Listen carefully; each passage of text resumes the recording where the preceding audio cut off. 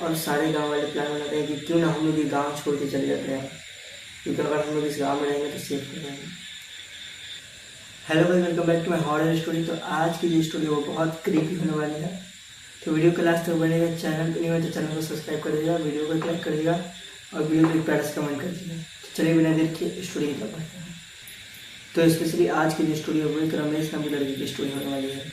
रमेश जो था वो छोटे से गाँव से था और रमेश जो था वो ब्लैक मैजिक ये सब करते रहता था। तो जितने भी गाँव वाले थे वो रमेश से डर के रहते थे और दब के रहते थे। अब रमेश जो था वो कुछ भी बोल देता था तो वो हो जाता था, तो इस कारण से रमेश से सारे गाँव वाले डर के रहते थे। अब एक दिन की बात है, रमेश एक दिन कहीं जा रहा था तो उसको एक बकरी पसंद आ जाती है। फिर बकरी का मालिक रहता है तो उससे रमेश बोलता है कि मेरे को ये बकरी दे दो, मेरे को ये बकरी चाहिए। तो जो बकरी का मालिक रहता है वो बोलता है कि नहीं, मैं नहीं लूँगा। जो बकरी का मालिक रहता है वो बोलता है कि मैं इसे पैसे से भी तुम्हें नहीं बेचूँगा। अब रमेश वहाँ ज़्यादा कुछ नहीं बोलता है और हंस के वहाँ से चले जाता है। अब सामने खबर फैलती है कि जो बकरी रमेश को पसंद आई थी और वो बकरी रमेश नहीं ले पाया था, उस बकरी की डेथ हो गई, यानी वो बकरी मर गई थी। अब सब समझ जाते हैं कि ये रमेश नहीं किया है। अब और गांव वाले डर जाते हैं। अब रमेश जो बोलता है सारे गांव वाले वही करते हैं। जब भी कोई बात बोल देता था वो और गांव वाले कर देते थे। रमेश किसी को भी कुछ बोल दे कि मेरे को ये चाहिए तो गांव वाले उसे फ्री में दे देते थे, क्योंकि अगर नहीं देते तो रमेश ब्लैक मैजिक कर देता जिससे उनकी जान भी जा सकती थी। अब एक दिन की बात है, रमेश अपने झोपड़ी से कुछ दूर आगे बैठ कर अपना कोई साधना बनने का, तो कुछ छोटे छोटे बच्चे खेल रहे थे। तो क्या होता है कि रमेश अपना साधना कर रहा था, तभी रमेश को एक बॉल से थोड़ा चोट लग देता है। तो रमेश गुस्से में आँख खोलता है और उन बच्चों की तरफ देखता है। अब बच्चे तो नहीं समझते हैं, लेकिन अब रमेश साधना कर रहा था। बॉल के कारण रमेश की साधना भंग हो चुकी थी। अब रमेश ज़्यादा कुछ नहीं करता, बस उन बच्चों को बस देख के हंस देता है। जिस बच्चे ने उसे बॉल से मारी थी उस बच्चे को वो देख के सिर्फ हंस देता है और वहाँ से उठ के चला जाता है। अब वो बच्चा आराम से जाता है, बॉल उठाता है, खेलता है और घर चला जाता है। अब जैसे वो घर जाता है तो उसका धीरे धीरे तबीयत खराब होने लगता है। तो घर वाले को समझ नहीं आता कि कैसे हो गया। अब घर वाले पूरा हॉस्पिटल घूम रहे हैं, कुछ नहीं हो रहा है। बाहर शहर में जा रहा है, शहर के भी डॉक्टर कुछ नहीं कर पा रहा है। कहीं भी जा रहा है, सारे डॉक्टरों ने हाथ उठा लिया था। अब उनका शक जाता है रमेश पे, लेकिन फिर सोचते हैं कि रमेश क्यों करेगा, क्योंकि ये तो कहीं गया नहीं था। अब घर वाले को क्या पता था ये सच में रमेश नहीं किया। अब 2 दिन बाद उस बच्चे की मौत हो जाती है। अब जैसे ही बच्चे की मौत होती है सारे गांव वाले बोलने लगे कि जरूर रमेश नहीं किया होगा ये चीज़। और सारे गांव वाले और डर जाते हैं रमेश से। रमेश जिसको जो बोल देता था वो गांव वाले कर देते थे। रमेश का सारे गांव वाले बात मानने लगे थे। अब क्या होता है कि ऐसे ही एक दिन एक औरत रमेश की झोपड़ी की तरफ से कहीं जाती है, तो छुप कर देखती कि रमेश क्या कर रहा है कि एक लड़के की डेथ बॉडी पर बैठ के और साधना कर रहा है। ये देखो बहुत ज़्यादा डर जाती है।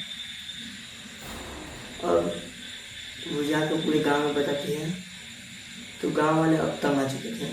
तो सारे गांव वाले मिलकर एक प्लान बनाते हैं कि ना हम रमेश को उसकी झोपड़ी में ही जला कर उसे मार दें। और सारे गांव वाले ये प्लान बना लेते हैं। अब रमेश के मुंह पे तो सब चीज़ ही करते थे और सब उसका बात मानते थे, लेकिन उसके पीठ पीछे लोगों के मन में बहुत ज़्यादा भड़ास था उसको लेकर। अब रमेश रात को अपना साधना करता है और सो लेता है और सारे गांव वाले मिलके उसकी झोपड़ी में आग लगा देते हैं। अब सारे गांव वाले को लगता है कि कहानी नहीं खत्म हुई, लेकिन कहानी नहीं खत्म हुई, रमेश मर जाता है। अब गांव वाले को लगता है कि अब गांव खुशहाल रहेगा, अब कुछ नहीं होगा गाँव में, क्योंकि जिससे हम लोग डरते थे अब वही नहीं है, तो मतलब सब बढ़िया से रहेंगे। और ठीक होता है ऐसा नहीं है। 1 महीना तक गाँव में किसी को कुछ नहीं था, सब बढ़िया से चल रहा है, सब खुशी से अपना काम कर रहे थे, सब बढ़िया से चल रहा है। अब क्या होता है कि एक आदमी शाम के वक्त जहाँ रमेश का झोपड़ी था पहले, उधर से गुजरना होता है। अचानक से उसको रमेश का आवाज़ सुनाई देता है और वो उस इंसान को बुला रहा होता है। अब क्या होता है कि वो इंसान उसका आवाज़ सुनते बहुत ज़्यादा डर जाता है और जैसे ही पीछे मुड़ देखता है तो उसके पीछे रमेश खड़ा रहता है। अब ये देख उस आदमी की पूरी हालत खराब हो जाती है, क्योंकि वो आदमी ये सोचता है कि मरा हुआ आदमी जिंदा कैसे हो सकता है। रमेश बोलता है कि तुम लोगों को क्या लगा, तुम लोग मुझे मार दोगे और मैं मर जाऊँगा? शरीर मरता है, आत्मा नहीं। अब रमेश उसको वहीं पे जान से मार देता है और उसकी बॉडी को जहाँ उसकी झोपड़ी थी, जहाँ रमेश को जलाया गया था, वहीं फेंक देता है। और उस डेथ बॉडी को गाँव वाले देखते हैं और बहुत ज़्यादा डर जाता है। लेकिन किसी ने ये नहीं सोचा था कि ये काम रमेश ने किया है। किसी को भी ये शक नहीं है, क्योंकि सबको यही लगता था कि रमेश मर चुका है तो रमेश ये कर ही नहीं सकता। सबको लगता था कि ये किसी चोरी चकेला का है। अब क्या होता है कि ठीक ऐसा ही एक और आदमी के साथ होता है, वो भी उस रास्ते से जा रहा होता है और वैसा ही उसके साथ होता है। रमेश की आवाज़ सुनाई देती है और जैसे ही वो पीछे मरता है तो रमेश खड़ा मिलता है और रमेश उसको भी वैसे ही जान से मार देता है और उसकी बॉडी को जला देता है और उसको भी वहीं फेंक देता है अपनी झोपड़ी के पास, जहाँ उसकी झोपड़ी थी। अब गाँव वाले समझ चुके थे, क्योंकि गांव में 2 डेथ हो चुकी है और दोनों को एक ही तरीके से मारा गया है और दोनों की डेथ बॉडी एक ही जगह मिली है, रमेश की झोपड़ी के पास। अब गांव वाले बहुत ज़्यादा डर जाते हैं।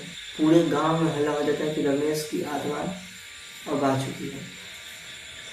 अब क्या होता है, जिन जिन लोगों ने रमेश को जलाया था उन लोगों को रमेश जान से मार देता है।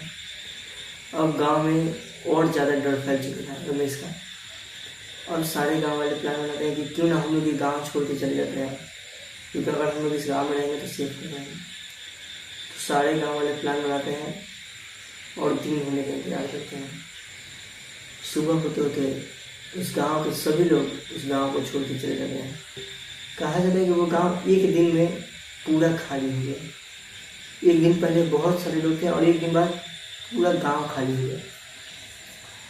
अब उस गांव में कोई नहीं बचा था और जिन जिन लोगों ने मिलकर रमेश को मारा था उन लोगों को रमेश ने जान से मार दिया था। अब कहा जाता है कि उस गांव में एक भी आदमी अब नहीं रहता है और यह भी कहा जाता है कि उस गांव में आज भी रमेश की आत्मा भटक रही है और जो भी उस गांव में जाता है रमेश की आत्मा उसमें छूटती है। तो गाइस, देखिए स्टोरी वीडियो थोड़ा सा अच्छा लगे तो लाइक कीजिए, सब्सक्राइब कीजिए, कमेंट कीजिए। Thanks for watching.